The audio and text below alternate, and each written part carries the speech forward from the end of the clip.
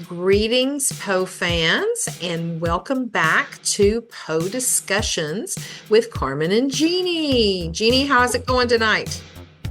It is it is hot, but it is good. So it Yes, all works out. We're yes, potastic. that's right. And hopefully the weather will be even better this weekend. Exactly. Well, we have a special guest this evening, and her name is Kris Kosach. And welcome, Kris. Thank you, ladies. Thank you so much for having me on. I appreciate it. Absolutely. Well, thank you for being with us. So, Kris, tell us a little bit about yourself. Okay, well, let's see. I'm born and raised in California. I was a career radio DJ. That took me all over the United States I've lived in Reno. I'll give you the whole list. How's that? Okay. Reno, Omaha, St. Louis, New York City, back to California, then back to Washington, D.C., Atlanta, Georgia, and back to Los Angeles. I think that's right. I feel like I'm missing something in there. And Okay. then I jumped from radio to television, and I worked for the Travel Channel a couple of times. I've always loved music, but I've always loved the spooky stuff too. And for the Travel Channel, I did two shows, which took me around the country, and I got to see a lot of spooky hot spots like Savannah, New Orleans, those sort of things. And of course, I'm a Poe fanatic, just like you all. Yeah, that's cool. Raven Maven, is that what they call us? Raven Mavens? Yeah, Yeah. that would be a good title. Absolutely. So, did you like in your like radio career, did you get to do any kind of spooky things? In radio, not so much. I mean, well, no, that's not true. Okay. That's not true. Um, I was a music journalist for a while in there between a couple of radio jobs. And I covered the Voodoo Music Festival in New Orleans. Oh, cool. And the Ooh, yeah. second day we were there, it was wonderful. So it was uh, they lean on the darker stuff, goth and like just darker Yeah. music and all that history that's there.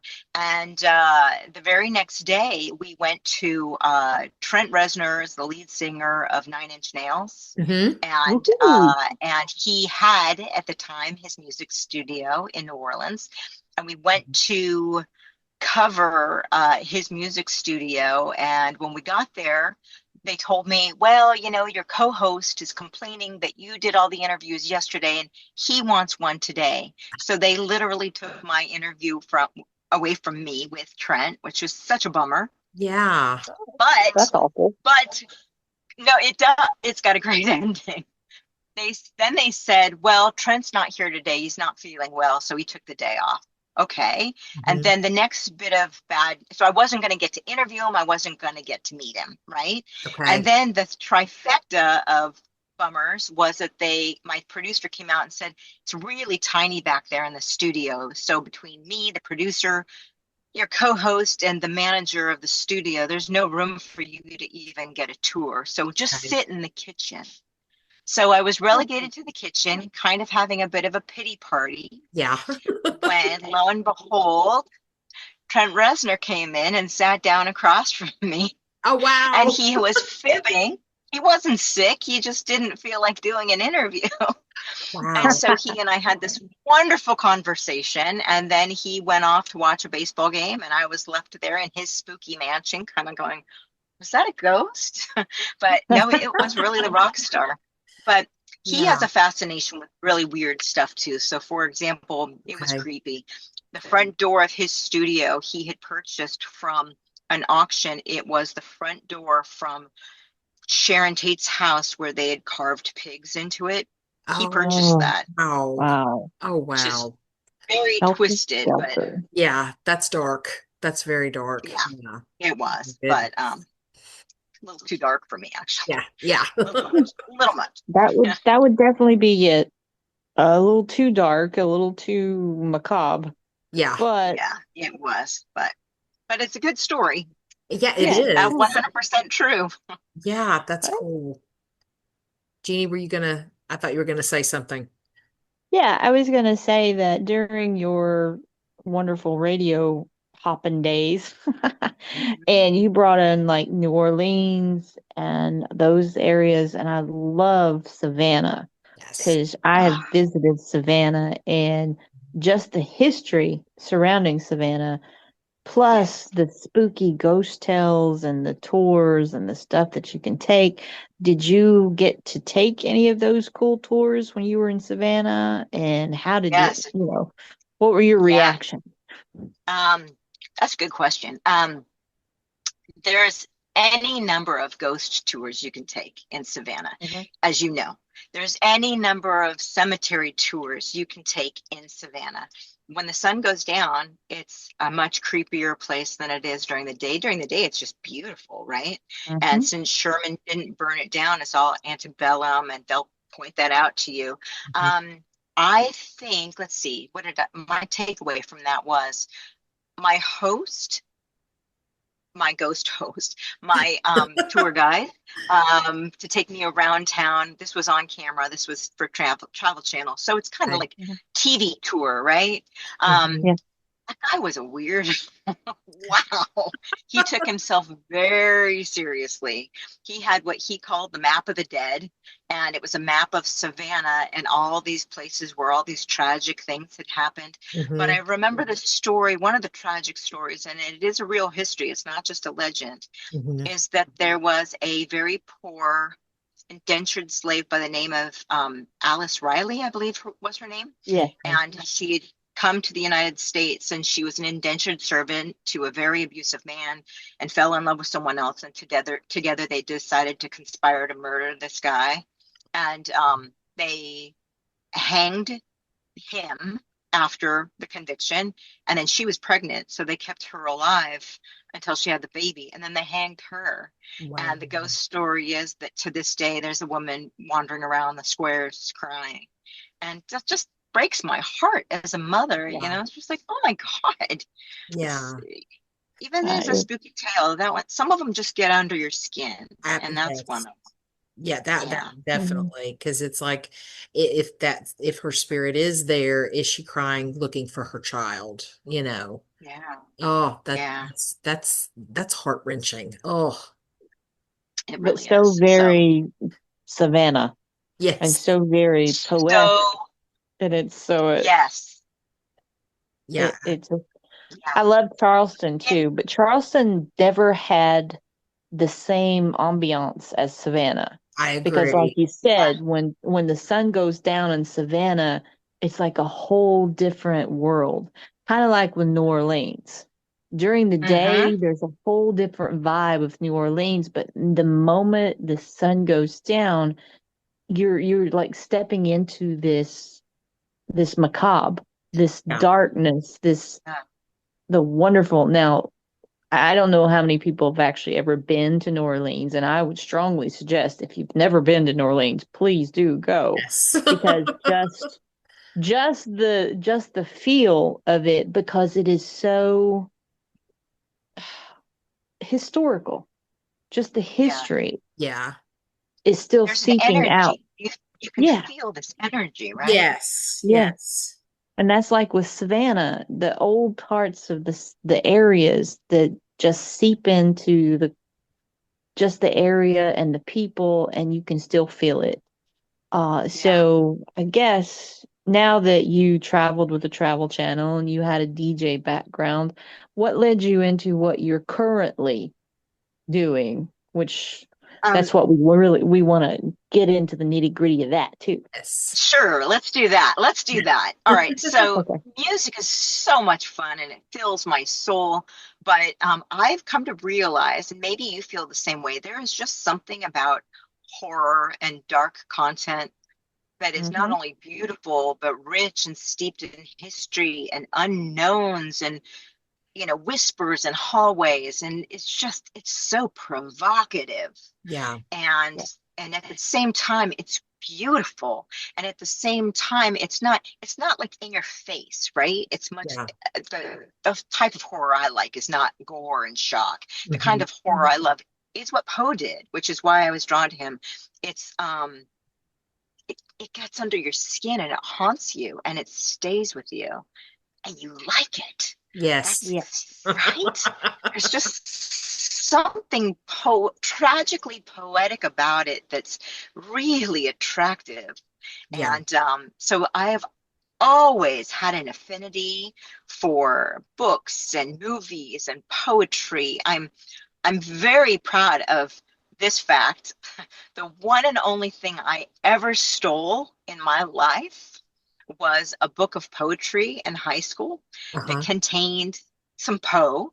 And part of that is because I asked, when I was a senior, I asked my teacher if I could purchase the book off his shelf. It was my favorite book in high school. Hmm. And it was called Beowulf to Beatles. And it had everything from Beowulf all the way up to Bob Dylan and the Beatles. And Oh, just, wow. right. It was the first time I had ever really realized that lyrics were poetry. And Mm-hmm. Hmm. right. And so it was so karmic that I would go into music, but also love this Yeah. stuff as well. Um, but anyway, I asked him if I could buy it, and he said no. And then I asked the office, and they said, no, we don't sell books. And I said, well, what happens if I lose it? And they said, you have to pay for it. So I went, okay. So I lost it at home on my shelf, and I It's a paid great for There you it. go. story. So, And I, technically you lost and found it, so you paid for right. it. So there you Yes. go. Right, Yes. right. And years later, when I told my college prep literary teacher, when I ran Uh-huh. into him in the store, I said, I have a confession for you. And I told him that story, and he was so proud of me. Yeah, Yeah. yeah, it's like the book thief. Yes, exactly, Oh, that's exactly. It was great. That's a great. noble cause, noble cause. Yes, Yes. exactly. So you have done a lot of research on Poe, I think teenage years, like when he was younger, and Hmm. wrote a book and turned it into a podcast, That's correct? right. Okay, so That's right. tell us about that. We want to hear about that. Okay. Well, it was almost 20 years ago, and I think it was during my travel days, I think. Um, And I was reading a biography about Poe, as one does, Yes. and I found myself just enthralled with a second or third chapter that talked about all of his teenage years Hmm. and how tragic it was, which I can get into the weeds if you'd like me to, but also how it was so counter to the man that we know as Edgar Allan Poe. So, Hmm. for example, he was popular and handsome. He was ladies' man even as a teenager. He was an athlete, a ridiculous athlete who broke Hmm. all kinds of records. He was hilarious, and he was way into the hijinks and playing practical jokes on people. Hmm. And then, of course, there's the sadness in his story about his parents dying, his siblings and he being split up. Yeah. What we would now call a dysfunctional, abusive foster family, but Hmm. at the time they didn't have all those words, right? So it kind Yeah. of was this just toxic stew in the Hmm. Allen Hmm. home. And then the chapter ended and it immediately started going into West Point or something like that. And I remember going, "But wait, wait, but wait." And I got very frustrated because I couldn't find more. So I found myself with a baby at home and a husband who was a journalist and traveling a lot a few years Yeah. later. Um, I found myself in DC and digging into places that I wouldn't otherwise be able to dig into, like the Library of Congress and the National Archives, and going down to Richmond and having a friend from a very old family in Richmond, and she kind of like filled me in a little she knew about the Allen family, the Valentine family, and I think she has a couple Valentines in her family. Oh, wow. Um, Okay. anyway, it was really interesting to look in places that you wouldn't expect. And I'm not even sure the Poe Museum, look, they do a phenomenal job, Yes, they phenomenal. do. Yes. Um, and if anyone has gone down these, dusty hallways that I found myself going down, it's Kris who runs that Yes. museum. But Absolutely.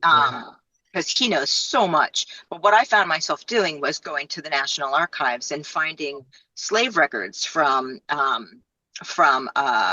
John Allen's business, Hmm. and finding um, more records about David Poe Sr., who fought in the Revolutionary War. Hmm. And this sort of thing, and how the Poe family went into politics. And he really kind of was, and he may or may not have owned a slave, but he never bought a slave. And I found myself going down all these avenues that other people didn't go down. Yeah. And one thing I found out is that when he died and Griswold wrote that horrible, scathing obituary about him, Yes. in the newspapers, if you dig into all the old newspapers.com, you Hmm. start to find that he had friends that came out of the woodwork and wrote notes saying, that's not the guy we knew. Hmm. And then they would tell anecdotes and stories, including Robert Stannard, whose mother he was in love with. People Yes. came out of the woodwork and said, no, this is who he really was. Yeah. And so that's what I became kind of obsessed with, was who he was as a teenager. And Mhm.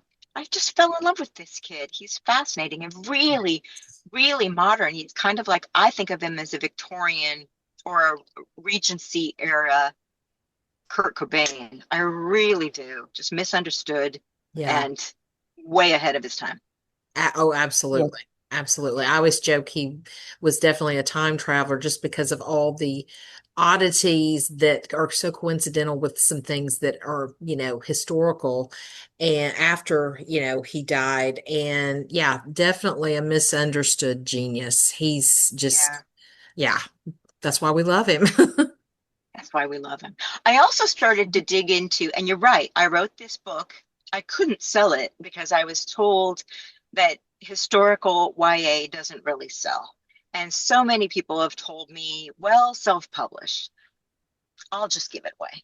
That's why it's become this podcast. And it always Okay. becomes kind of popular this time of year. Hmm. So I think a link of it might still be in my Instagram, but you've just inspired me. I'll start putting a little bit of stuff on there for Oh, Halloween. great. Yeah. But but yeah, it was just really fun to do that. But I also I just really I forgot what I was going to say, but I really just think his young story needs to be told, and from different perspectives too. Hmm. You know, Absolutely. Jeannie and I did an episode on his time in England where, going to school as basically like a grammar school. And we Mhm. learned a whole lot just digging into that, just separate from his time afterward. And it was fascinating. Yeah. Did you dig into the part about him going and living with his aunt, his Yes, adoptive a little aunt, bit. Yes, in yes, Scotland? Yeah, yes. that's Yeah. pretty neat. He Yeah. probably picked up a lot of spooky stories in Scotland too, and I some of I would definitely imagine that. Well, I Absolutely. and the one imagine. thing about Poe in his early days, and a lot of people don't get this, and especially the young kids, and Carmen and I both being teachers, I'm retired, but Mhm. we taught with, the YA crowd. And some of them, they fall in love with the goth part of like the Raven and Mhm. Annabelle Lee and that type of thing. But what they really fall in love with is later when they find out about Poe's own life and his Yes. own tragedy that led to where he was. And I think if more kids and more people knew about what he had to go through to get even halfway through his life, more people would be tuned in to his work and Yeah. to how he came up with all those wonderful stories and Mhm. the horror of it all. And like you said, it's not about gore, it's not about, disembodied anything. It's all Yeah. about the psychological, it's the emotional Yeah. undercurrent with that macabre.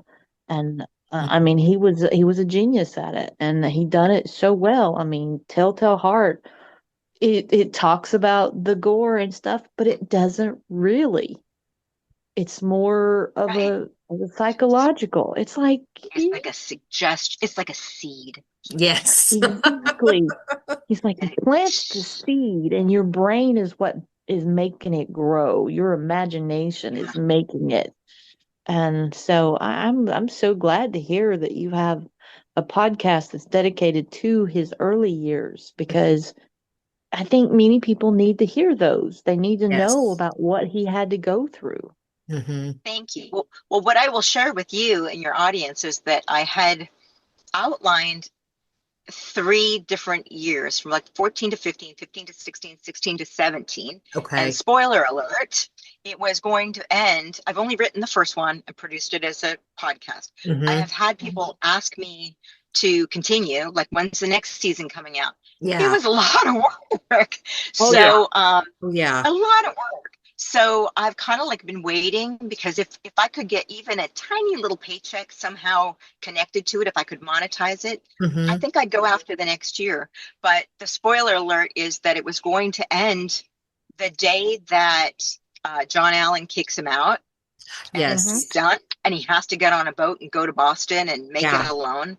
And I always saw this as like a series, much like Dickinson was a series. Yeah. And Yeah. I would love, love, love to get in front of some producers. I'm in Los Angeles, so it's not Hmm. inconceivable, but in this day and age, they want to know that there's an audience for that before they'll take a chance, you know? Yeah. Right. So, I really think there would be because we've done an episode on Mike Flanagan's The Fall of the House of Usher, and a lot of people viewed that episode because we had a group talking about it and such. And I know just from my own students, each year we cover Annabelle Lee, and I always give them a really detailed background of Poe. And they're mesmerized. And I use that word in honor of Poe. And they are there and they ask lots of questions. And I think there's an audience. I know I would enjoy it just as a Poe fanatic myself, but I think the younger generation, they love Poe. I mean, I used an example of I pulled out a sentence for parallel structure the other day, and it was from the Telltale Heart. And we were talking about different authors and things on a different day, thinking about that lesson. And the students like named Poe, like right off the bat. And so he is still very, very prevalent in, our younger kids' lives right. in a What very grade do you positive way. teach? Ninth grade. What, So 14, ninth grade. Okay. 14 and 15, which is what you've written. Feel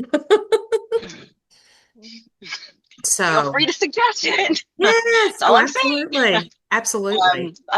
I think you're going to find this really exciting then because I'm kind of burying the lead on something that I have been working on. Okay. It was go back to my Poe notes when there are reams of them and Yeah. do that next year, 15 to 16, Hmm. or try something different. And so one day I hatched this plan because, you know, most of his stories, they have an inspiration from something, Yes.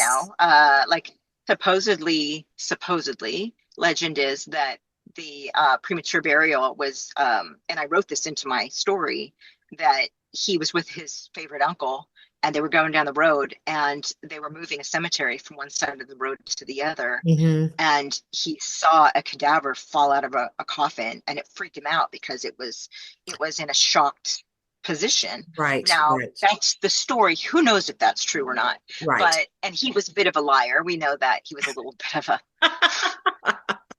am I right? Exaggerators. But he would exaggerate and fib about his own age and everything else. Yes, yes, he certainly did. So who knows? But I like to think some of this stuff is true. Oh, yeah. And some stuff truly is like the Raven. That was a real Raven. That was Dickens' Raven. Hmm. And Mhm. and it did speak and ravens can talk. It's amazing. Google that. That's Oh, amazing on it YouTube. is. Oh That's yeah. so cool. And then my I called up the sister of my friend, a dad friend in the neighborhood, and I were talking, I think last Halloween, and we were talking about spooky stuff. And he said, "You're a weirdo just like my sister." And I said, "Huh? Who's your sister?" His sister is Mike Flanagan's casting director. Oh, wow. And Woohoo! yes. And so when I told her I had an idea for a true crime podcast, Yeah. she jumped. So Kelly Roy is my partner in crime, Yeah. literally. Uh-huh. And we're trying to get this new podcast off the ground. And the very first one we're tackling is the true story behind the murder of Marie Roget, which is the Oh, murder of nice. Mary That gives Rogers. me chills. So That's yeah. awesome. Yeah. We'll see if it goes anywhere. I'm pitching Okay. it to some people right now, Okay. and so the first two or three are Poe, simply because I've got those reams of research. Notes. Yeah. You know? Mhm. Oh, So that's awesome. yeah, yeah. Oh, that is really So cool. that's exciting. So anyway, that kind of comes full circle because she was the one who cast Fall of the House of Usher. Yes. Oh my gosh. Yeah. That's really cool. Well, and I was just thinking about too, even adults and teens love the Wednesday series, with the Yeah. new one coming or part two coming out, or a few have already come out, but the ones later. And so that to me ties in with that teenage Poe. And so I think it's very relevant. Thank you, thank you. Now Definitely. we got to convince the rest of the world that it's very Yes. relevant. But but yeah, no, it's just I don't know what drew you to him so much. I I think I've always liked the spooky. My father and one of my brothers really kind of got me hooked on, Universal Monsters and just reading mysteries and thrillers, even, as a older elementary school kid. And, and then when I found Poe, it was just like, okay, I love all this. And I love the Gothic, the Victorian era. And so it has always stuck with me. And I think Yeah. you've got a similar kind of tale, I guess. Well, mine is more, I guess, morbid because I've had this fascination with death since I was 3. Because one of my earliest memories was my grandfather's funeral. Hmm. And so it was like I came from a really big family. They've all pretty much kind of all died out now because they were older generation. Hmm. And it was like I could mark parts of my life like every year or two by a death of someone in my family. And then when I got to 6th grade, I read Annabelle Lee. And there was just something that resonated with me from that poem of death. But it was not so much the death, but it was more of the sadness, but what could and what the angels were weeping and they were jealous and all this kind of stuff. And then with the raven. And so that kind of hooked me into Poe because I felt a connection with him that he was writing from his own life. And what I was reading was kind of an experience that was tied onto my own life. Hmm. And and as I've grown older, I go back and I reread some of Poe's works, and they've changed to me based on my own experiences in life. And so it's not just death anymore, it's just tragedies and it's just life and heartache and it just makes me more and more connected to him even though he's dead. So but that's what drew me to Poe of all those years. So Through a modern lens, I think all it comes down to is loss and trauma, trying to process loss and trauma, right? So Yes. whether hmm that's a person or a job or your home burned down or a love of your life dumped you or Hmm. whatever. I mean, death is much more permanent than any of those things, Yeah. but yes, right. But it's just processing trauma, which thank God we live in this day and age. We have so many tools that they Yeah. didn't have any tools back then. None. No. Oh, yeah. no. Absolutely not. So, Mm. well, then brings us to you. What drew you into Poe? Um, I've been thinking about that question all day long. I really honestly don't recall the first time I discovered him. I really don't. I imagine it probably would have been middle school, right? Well, Yeah. that's when hmm most kids discover. Yes. And it was Hmm. probably The Raven. I think Yeah. that one's probably most vivid to me. And easy to that or Annabelle Lee, one of those two, because they're both really digestible for an 11-year-old, I think. Yes. Um, right. Even though I scratched my head, I'm like, what's a Pallas Athena? What's that? What? Yeah. Um, you know, what? Absolutely. But I would have to guess it was middle school, and it was probably The Raven. And then, again, teenagers process um, just hard stuff. Kids suck. Kids can be Mhm. mean, Yeah. Oh yeah. and I do think if you're bullied, which I was, or you're kind of uh, left alone. I'm Gen X, so we were left alone an awful Yes. lot. Mm-hmm. Absolutely. And I think left to our own devices, what do we have? We have books, we have music, Mm-hmm. and that's about it. So I imagine I probably poured myself into a lot of books. I know I poured myself into a lot of music. I was never goth, but I think there's always been like a dark side of me. I was always drawn to like the sadder songs a little bit, maybe Mm-hmm. Mm-hmm. songs. So I think it's all kind of knitted its way into the fabric of my life. All of those things, right? Like being bullied, being alone. My sister loved scary stuff, like you talk about the Universal Ghost, Mm-hmm. Creature Features. Every Saturday night, she'd be Yeah. watching it.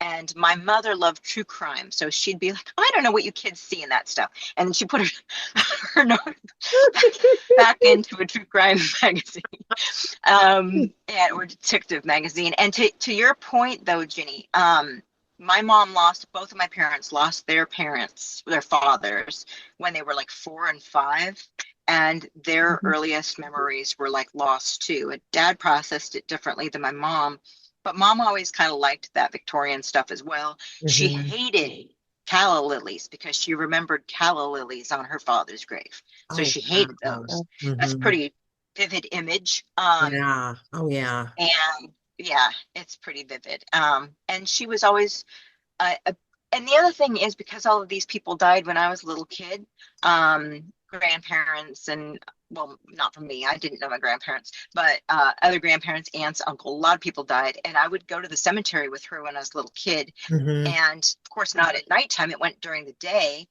And they happened to all be buried in a beautiful cemetery called Mountain View Cemetery in Oakland, California. Mm-hmm. Stunning. Developed by Olmsted, who did Central Park. Oh, wow. And so it's just that beautiful, like craftsman style, late 1800s. Just, Mm-hmm. it's gorgeous. And it's got a Gothic revival style to it, if you want to ever look that up. Okay. But I found it to be a really beautiful place. There's ponds with ducks, and there's people walking, and people walk their dogs and have picnics. I'm not kidding. They have picnics in the cemetery Mm-hmm. Yeah. because it is very much like a beautiful park. Especially during COVID, they had to start locking the gates because people were spending a little too much time. Oh, wow. But Yeah. but anyway, I think that's how that all comes together with why I love all that stuff. And Poe hits the nail on the coffin Yeah. for Mm-hmm. all of those things, right? Yeah. Loss and Yes. cemeteries and beauty and tragedy and all those things. And check, check, check, check, check. Yeah. Oh, I agree. Well, And he yeah. Go ahead, also Jen. had a touch of the humor. Yes. Some of it might have been dark humor, but the satire and then just the humor behind it, a lot of people miss because they don't understand it and they don't get it. But that was another thing that was just so Poe. It's like I love it, It's that Right. dark humor. It's like, okay. Yeah. I have one, but tell me, Jenny, tell me yours. Like, what's a piece of dark comedy that Poe wrote that just makes you giggle? Oh, there were so many. Let's see. I guess the one that gets me every time is from the Telltale Heart. It's always about that blue eye and just the thought of being haunted by a blue eye and uh the one when they when the person narrator, because you don't know as a male or a man or a woman, the narrator is disembodying the corpse, all because of Blue Eye. And just the thought of, okay, well, I don't see how a blue eye can lead you to that, but we'll just dig it up and we'll put the heart under the floorboard and then we'll just be haunted by it. So that whole story to me was just dark humor Yeah. Okay. because of a All blue right. How eye. about you, Carmen? So for How about me, you? there's so many. I mean, one of my favorites of Poe with that dark, it's got a dark, humorous side, is Never Bet the Devil Your Head, but also it's two stories that have one character. It's Psyche Zenobia, and it's How to Write a Blackwood article is where she's introduced, and then it's The Predicament. And she basically gets her head stuck out, like she's up in a building. She sticks her head out this little window, and it's basically where there's a face of the clock, and the arm is coming around, and it cuts her head off, but she's still talking even after it's cut off. And it's just brilliant. It's dark, but there's a lot of humor in it too. I don't think I know that story. Oh yeah, read both of them. Read both of them. She's Okay. a great character. Like I almost wished he would have written a few more with her because she's just fun. Oh, that's great. Yeah, That's great. Um, I think for me, it's the man who was used up, all used up. that's a good And one. if Yeah, you, that's so fun because for our audience who, for your audience who may not know this story, it's just essentially a man who's a veteran of a war. It's kind of the Tin Man from yeah, yeah. Yes. from Wizard of Oz, right? Hmm. But Mhm. he's completely been, fake arms, fake everything Yeah, because it's been replaced because he was, uh, uh, shrapnel or whatever in a war and yeah, lost an arm, lost a leg, blah, blah, blah, blah, blah. And so he's telling the story and he's taking each piece apart until the end. There's like nothing left. yeah. Nope. And it's hilarious. And I've read that that's the first sci-fi because he's a robot man. Oh, Mhm. interesting. I And hadn't thought about it like that. Yeah. yeah, that I've heard that before, and Hmm. I'd buy it. Sure, short story, Master of the Macabre. Why not make him the Yeah. first sci-fi writer in America? Sure. Hmm. Absolutely. So is that your favorite Poe story, or do you have a poem or story that is like your favorite? Um, I do always come back to that one.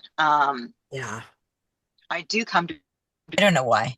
I guess I'm going, my mind's blanking right now, but I do come back to that one because I just think it's hilarious. And it once is. I get that visual in my head, I can't, I can't unsee the brass cogs Right.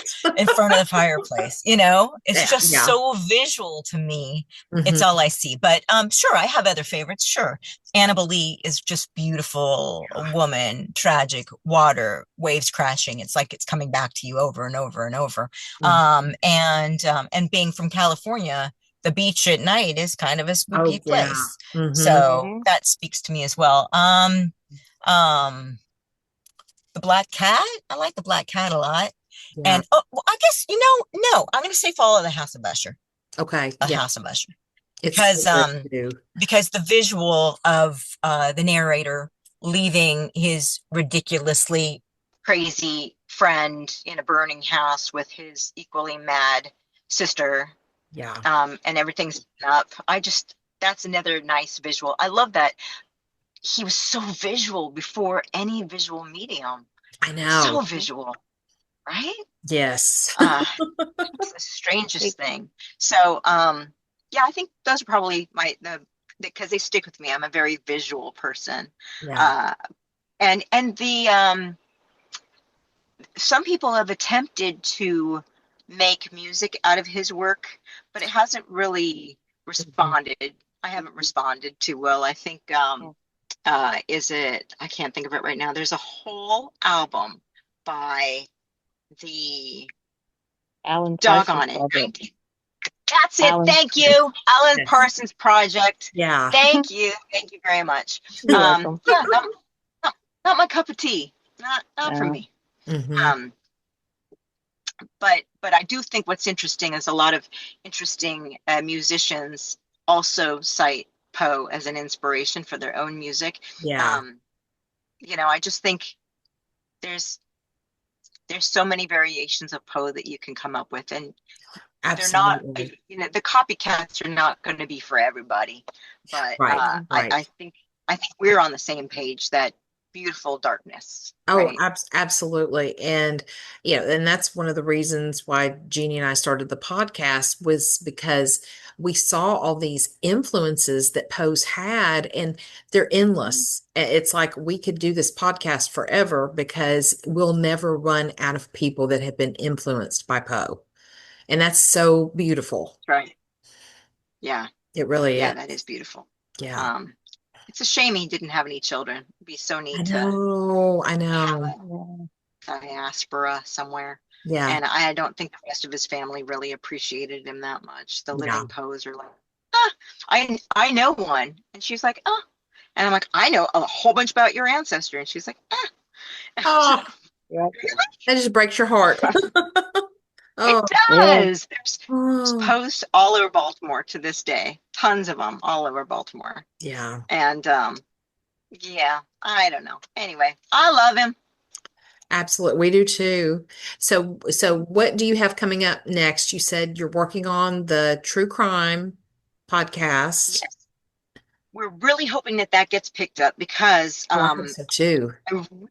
I really I applaud you for doing it on your own. And I've had 2 or 3 podcasts on my own now, Hmm. and it's a lot of work. So to Yes. you, Well, thank you. so this time, yeah, I really applaud you. And all the research and all of the hard work of editing and uploading and everything. It's a lot. So I've done my share of podcasts for many years now, Hmm. running the gamut from music to news to Poe, and now this long version of this book, and then this podcast. The new one, I don't want to do it. The one with Kelly Roy, I don't want to do it independently. And I'm Hmm. really looking for a collaborative partner.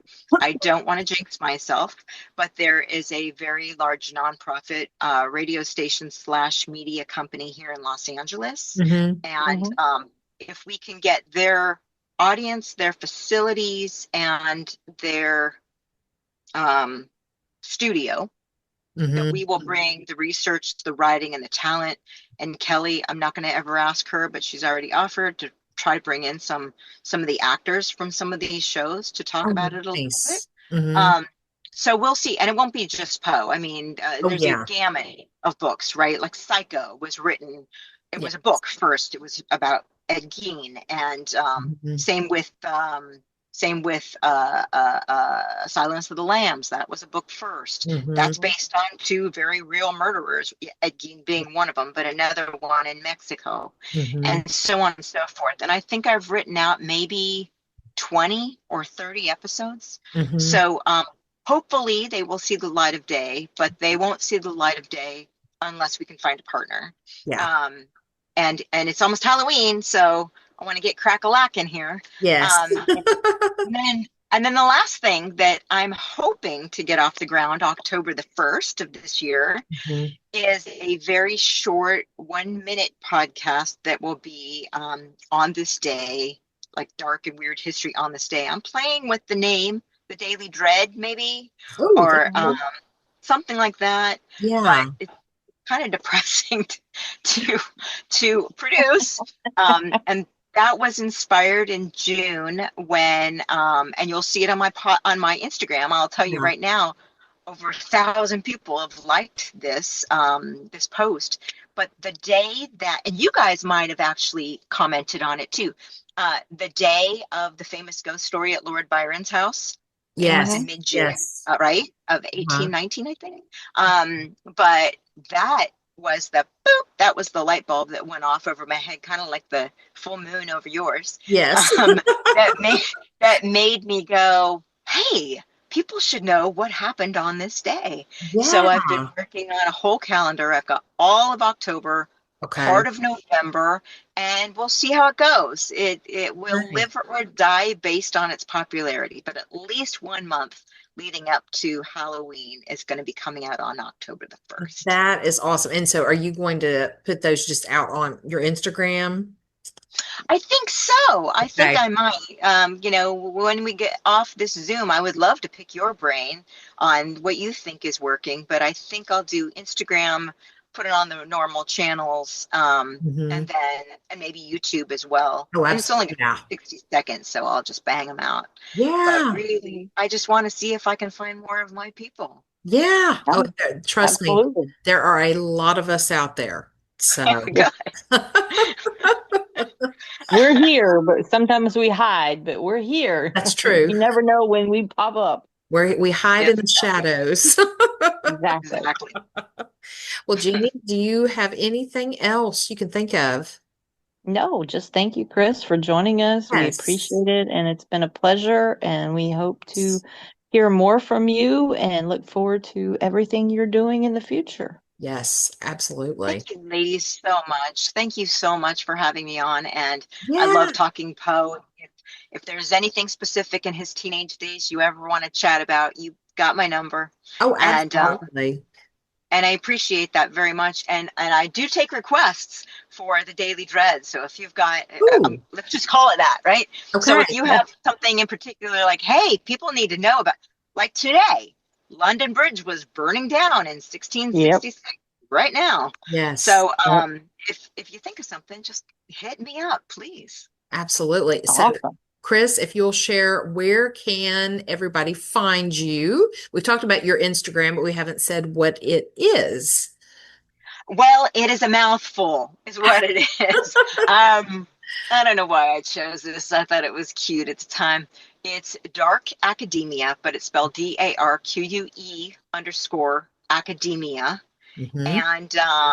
And it is a floating page. It goes from pretty things to once in a while politics, and then I'm trying to back off of that, and then it swings back to the source material, which is Poe every now and then, and of course he's got some big dates coming up here soon. Absolutely. Absolutely. Yes. So, So, but thank you very much, and then and is that the only place you can find me? You can find me. I'm a volunteer at Long Beach Public Radio. That's klbp.org. And you okay. can find me through that as well. And that's it. Okay. Jeanie, We we are are Oh.